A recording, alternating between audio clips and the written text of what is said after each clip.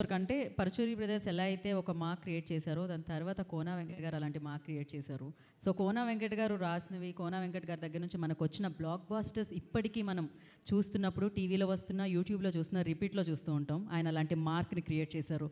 So రైటర్గానే కాదు, ప్రొడ్యూసర్గా కూడా ఇంతమంది వచ్చి ప్రతి స్పీచ్లో నాకు తెలిసినంత వరకు 80% ఆఫ్ స్పీచ్ కోనా వెంకట్ గారి గురించే ఉంది. అది ఎందుకంటే డే 1 నుంచి బ్యాండ్ మేళం అనగానే నాకు మీ విజువలే ఎక్కువ వస్తుంది సార్. ఎందుకంటే ఏజ్ అంటున్నారు కదా, ఇక్కడ అందరికంటే ఇంకా ఆయనే నాకు అనిపిస్తుంది. ఆయన అలిసిపోలేదు. ఆయన ఏదైతే నమ్మారో దాన్ని ప్రేక్షకుల వరకు సక్సెస్ఫుల్గా టైం ఇచ్చి శ్రమపడి ల్యాండ్ చేశారనమాట. ఇవాళ ఆ సక్సెస్ని ఎంజాయ్ చేస్తున్నారు. అండ్ ప్రొడ్యూసర్గా ఈ చిత్రాన్ని మనందరికీ అందించిన కోనా వెంకట్ గారిని మాట్లాడాల్సిందిగా కోరుకుంటున్నాము.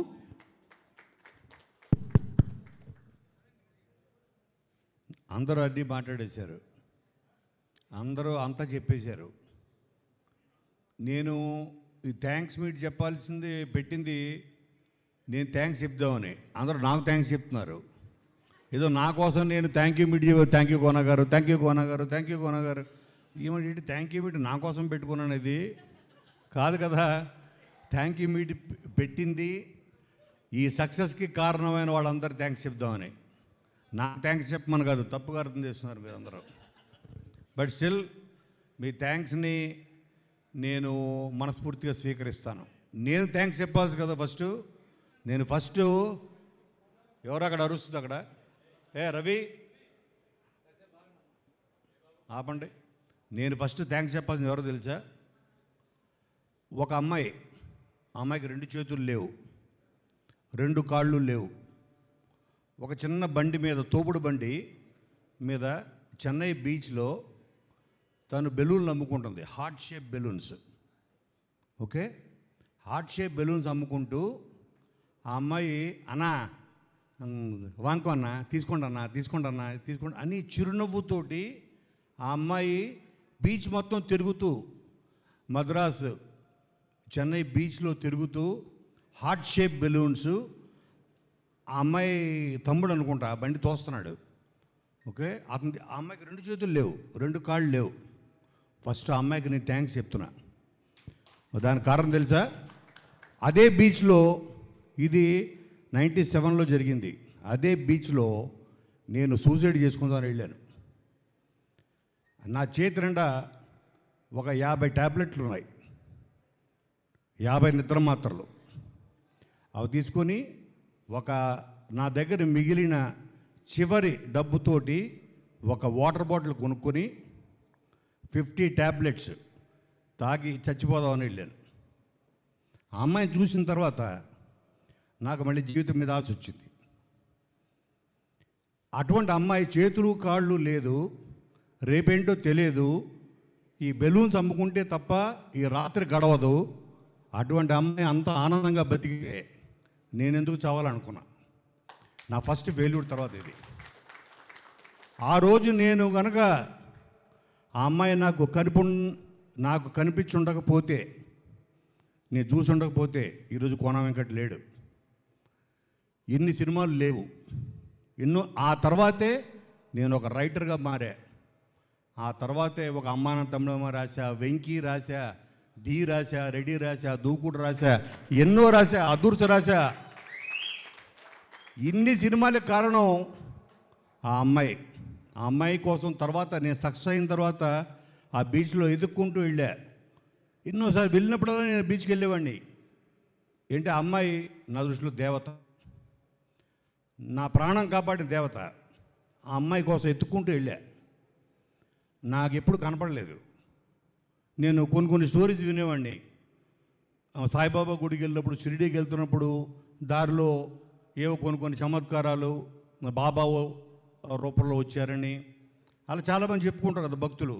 అలాగా నన్ను కాపాడడం కోసం నీవు ఒక కారణ జన్ముడురా, నీకు అప్పుడు టైం అయిపోలేదు ఈ భూమి మీద, నువ్వు చాలా చెయ్యాలి, నువ్వు చాలామంది నీకోసం ఎదురు చూస్తున్నారు, నువ్వు వాళ్ళకి అవకాశం ఇవ్వాలి, వాళ్ళ టాలెంట్ని నువ్వు గుర్తించాలి అని ఆ అమ్మాయిని పంపించాడు అనుకున్నా. మళ్ళీ నేను బ్యాక్ వచ్చా. నేను ఇచ్చిన ఆ తర్వాత ఎంతోమంది గొప్ప గొప్ప గొప్ప దర్శకుల్ని, ఈరోజు గొప్ప దర్శకులు ఎంతోమంది మంచి దర్శకుల్ని నేను పరిచయం చేసే అవకాశం దొరికింది. వాళ్ళు కూడా ఉండేవాళ్ళు కాదేమో. ఒక శివ నిర్మాణ అవ్వచ్చు, ఎంతోమంది ఫస్ట్ ఫిలిమ్స్కి ఓ బాబీ కొల్లి అవ్వచ్చు, హరీష్ శంకర్ అవ్వచ్చు, ఎంతోమంది, ఈరోజు సతీష్ జవ్వాజీ. సో ఆ రోజు నేను ముందుగా ఆ అమ్మాయికి థ్యాంక్స్ చెప్దాం అనుకుంటున్నాను. ఆ అమ్మాయి ఈ రోజుకి నాకు కనపడలేదు. అయితే సినిమా అన్నది ఇప్పుడు వీళ్ళందరూ చూస్తున్నారు కదా, వీళ్ళందరి నేను ఒకళ్ళని ఇవాళ సక్సెస్ మీట్ పెట్టడానికి కారణం ఏంటంటే, నేను కళ్ళతోటి మేమందరం, నేను వీళ్ళని ఎందుకు తీసుకెళ్ళానంటే ప్రతి థియేటర్కి తీసుకెళ్ళా, 2 రాష్ట్రాల్లో ఆల్మోస్ట్ అన్ని ఊళ్ళు తిప్పాం. ఎందుకంటే నా కంటెంట్ మీద ఉన్న ఒక నమ్మకం, ఆ నమ్మకమే విజయం.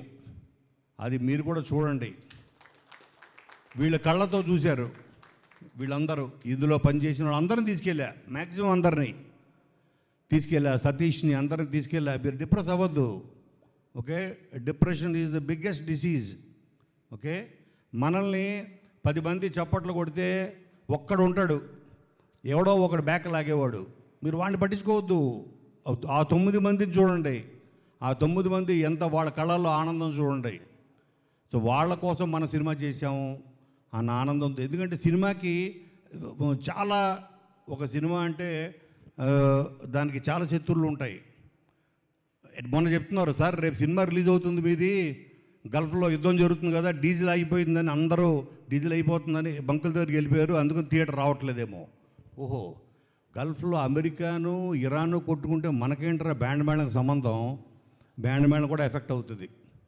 అంటే ఎంత సున్నితమైందంటే సినిమా. ఓకే, ఒక చిన్న రూమరు, రేపొద్దు నుంచి లాక్డౌన్ ఏమో అని ఎక్కడో ఎవరో అంటారు సోషల్ మీడియాలో, దెబ్బకి అందరూ మళ్ళీ సూపర్ మార్కెట్లు పరిగెడతారు, ఇక్కడ పరిగెడతారు, పెట్రోల్ బంక్, సినిమా ఎఫెక్ట్ అవుతుంది.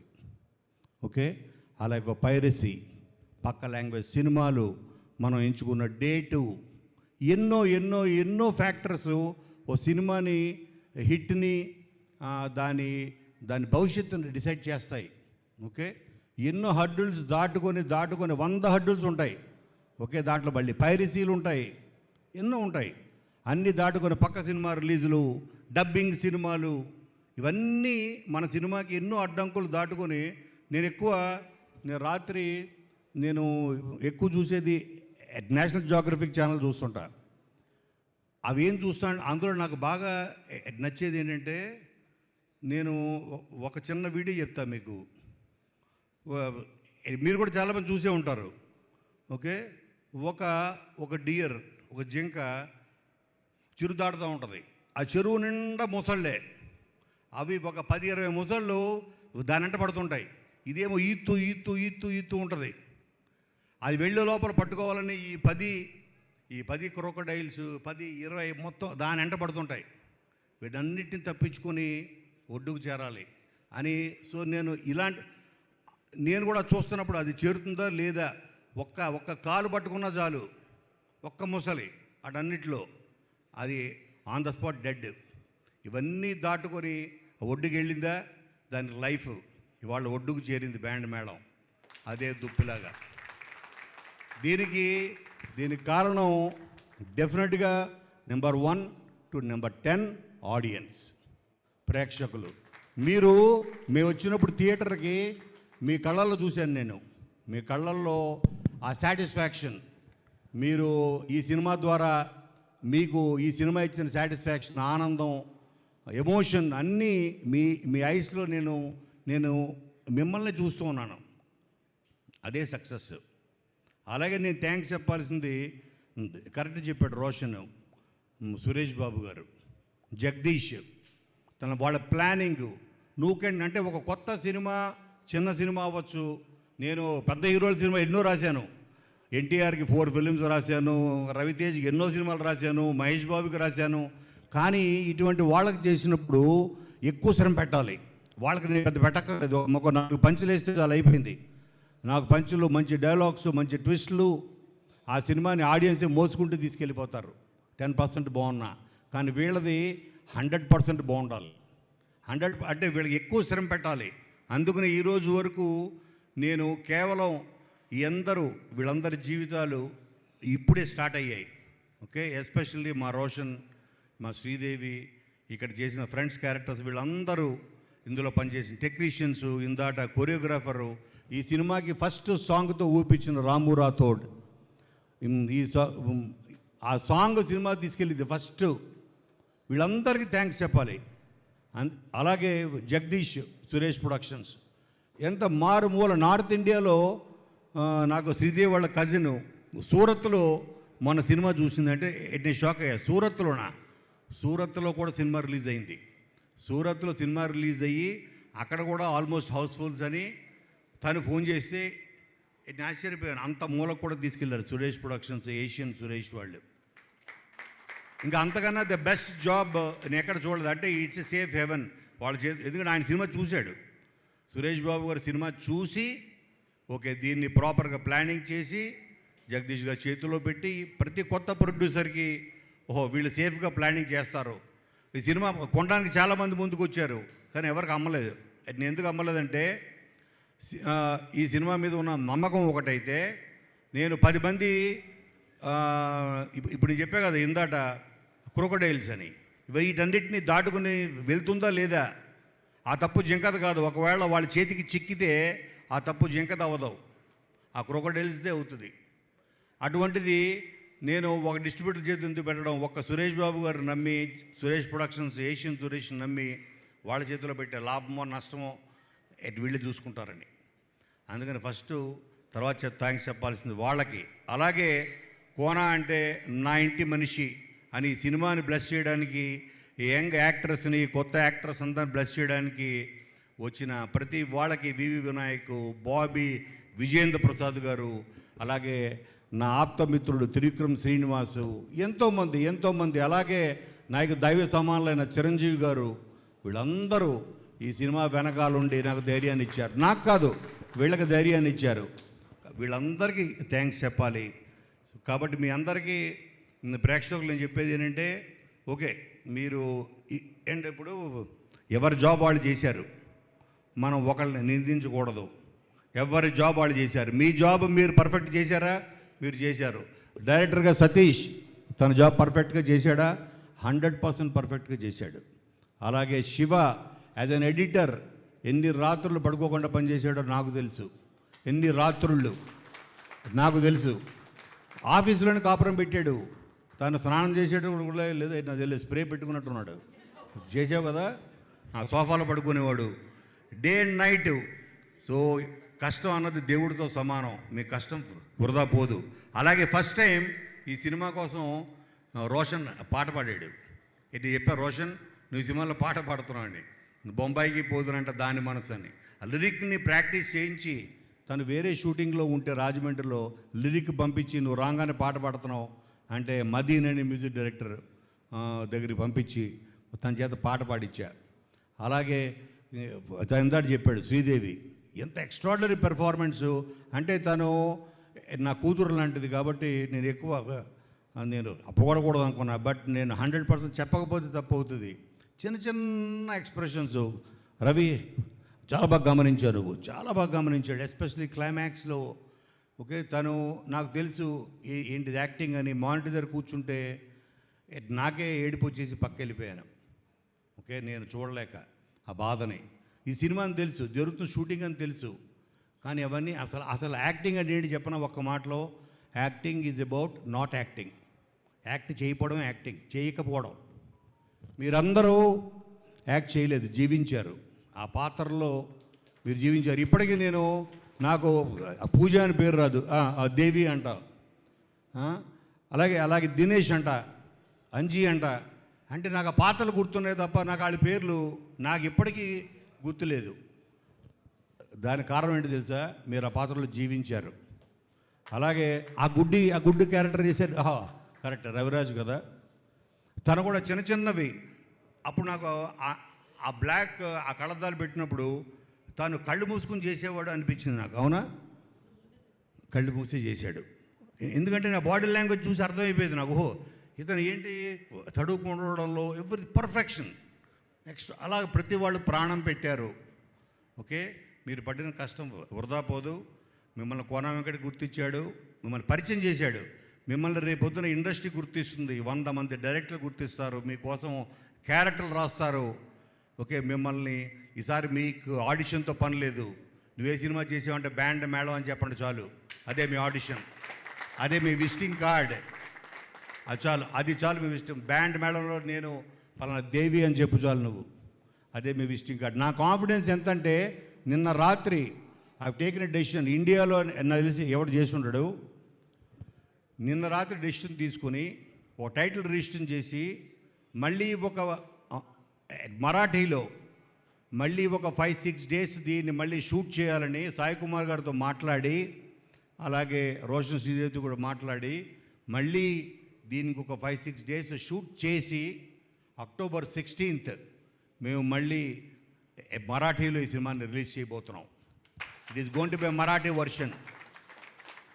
అంటే ప్రాబ్లీ ఇప్పుడు తీసిన సినిమాని యాస్టీజ్గా డబ్ చేసి ఉండదు. It will be new version, a new take of band Melam in Marathi. Okay, I gone crazy అని అది కూడా ఆ టైటిల్ కూడా ఆయన ఇచ్చిన ఆయన గొప్ప డైరెక్టర్ వాళ్ళందరి పేర్లు నేను తర్వాత రివీల్ చేస్తాను. Still there is lot of time. So కాబట్టి మీరందరూ ఇక్కడ మీరు ఎవరిని నిందించొద్దు.